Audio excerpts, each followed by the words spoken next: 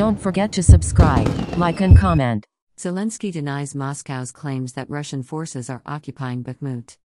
Ukrainian President Volodymyr Zelenskyy said Sunday that Russian forces weren't occupying Bakhmut, casting doubt on Moscow's insistence that the eastern Ukrainian city had fallen. Responding to a reporter's question about the status of the city at the Group of Seven summit in Japan, Zelenskyy said, "Bakhmut is not occupied by the Russian Federation as of today. We are not throwing people away to die," Zelenskyy said in Ukrainian through an interpreter. "People are the treasure. I clearly understand what is happening in Bakhmut. I cannot share with you the technical details of what is happening with our warriors." The fog of war made it impossible to confirm the situation on the ground in the invasion's longest battle, and a series of comments from Ukrainian and Russian officials added confusion to the matter.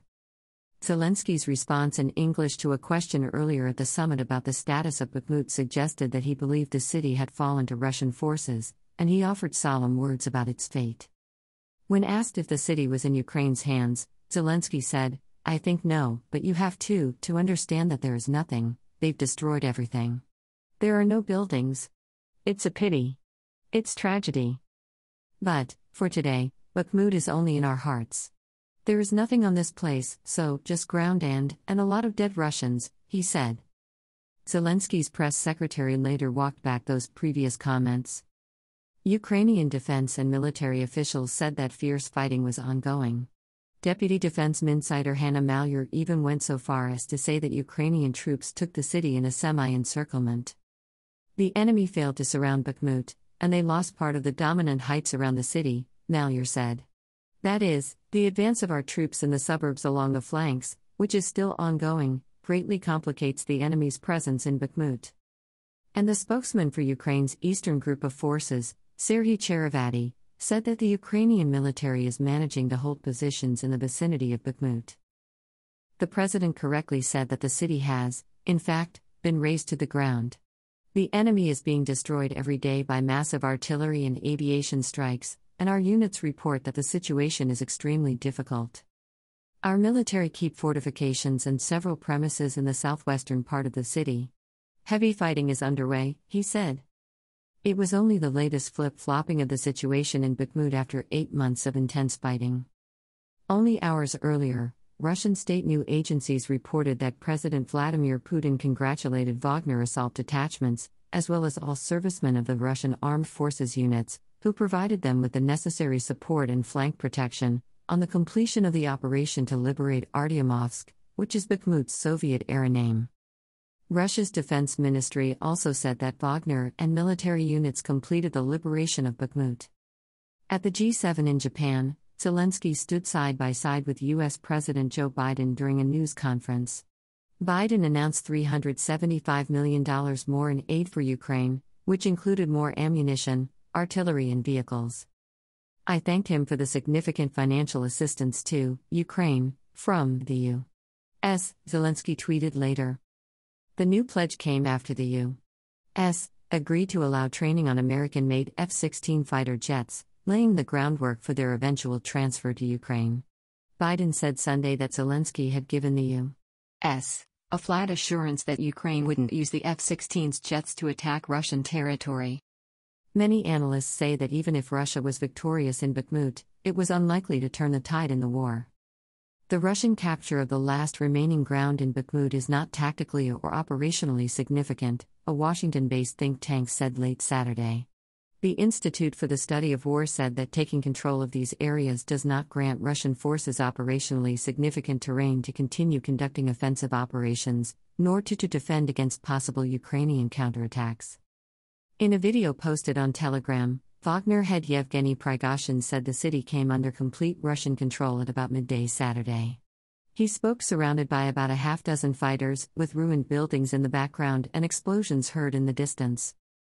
Russian forces still seek to seize the remaining part of the Donetsk region still under Ukrainian control, including several heavily fortified areas. It isn't clear which side has paid a higher price in the battle for Bakhmut. Both Russia and Ukraine have endured losses believed to be in the thousands, though neither has disclosed casualty numbers. Zelenskyy underlined the importance of defending Bakhmut in an interview with the Associated Press in March, saying its fall could allow Russia to rally international support for a deal that might require Kyiv to make unacceptable compromises. Analysts have said Bakhmut's fall would be a blow to Ukraine and give some tactical advantages to Russia but wouldn't prove decisive to the outcome of the war. Bakhmut, located about 55 kilometers, 34 miles, north of the Russian-held regional capital of Donetsk, had a pre-war population of 80,000 and was an important industrial center, surrounded by salt and gypsum mines. The city, which was named Artyomovsk after a Bolshevik revolutionary when Ukraine was part of the Soviet Union, also was known for its sparkling wine production and underground caves. Its broad tree-lined avenues, lush parks and stately downtown with imposing late 19th century mansions, all now reduced to a smoldering wasteland, made it a popular tourist destination. When a separatist rebellion engulfed eastern Ukraine in 2014, weeks after Moscow's illegal annexation of Ukraine's Crimean Peninsula, the rebels quickly won control of the city, only to lose it a few months later.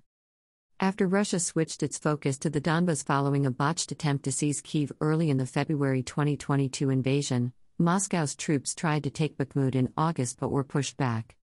The fighting there abated in autumn as Russia was confronted with Ukrainian counteroffensives in the east and the south, but it resumed at full pace late last year. In January, Russia captured the salt mining town of Soledar, just north of Bakhmut, and closed in on the city's suburbs. Intense Russian shelling targeted the city and nearby villages as Moscow waged a three-sided assault to try to finish off the resistance in what Ukrainians called Fortress Bakhmut. Mercenaries from Wagner spearheaded the Russian offensive. Prigozhin tried to use the battle for the city to expand his clout amid the tensions with the top Russian military leaders whom he harshly criticized. "We fought not only with the Ukrainian armed forces in Bakhmut. We fought the Russian bureaucracy, which threw sand in the wheels," Prigozhin said in the video on Saturday. The relentless Russian artillery bombardment left few buildings intact amid ferocious house-to-house battles. Wagner fighters marched on the bodies of their own soldiers, according to Ukrainian officials. Both sides have spent ammunition at a rate unseen in any armed conflict for decades, firing thousands of rounds a day.